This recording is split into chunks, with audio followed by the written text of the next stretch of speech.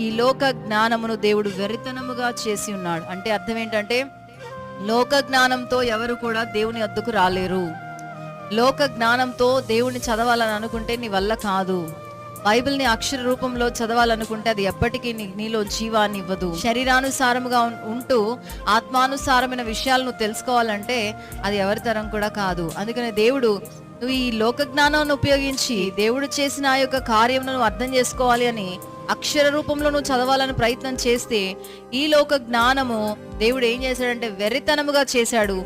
ఆ వెర్రితనాన్ని తీసుకొని వచ్చి నువ్వు సిలువను గురించిన మెసేజ్ ఆఫ్ ద క్రాస్ లో అప్లై చేస్తే వెర్రితనంలోంచి నీకు జ్ఞానం ఎక్కడ వస్తుంది? దేవుని జ్ఞానానుసారముగా. లోకము తన జ్ఞానము చేత దేవుని ఎరగకుండినందున లోక జ్ఞానం అంతా నువ్వు పెట్టిన పుస్తకాల చిట్టా నీ దగ్గర పెట్టుకున్నా కూడా అర్థం కాదు ఈ సిలువ సువార్త. దేవుని యొక్క దయా సంకల్పము చొప్పునే ప్రతి వ్యక్తి రక్షించబడుతున్నాడు.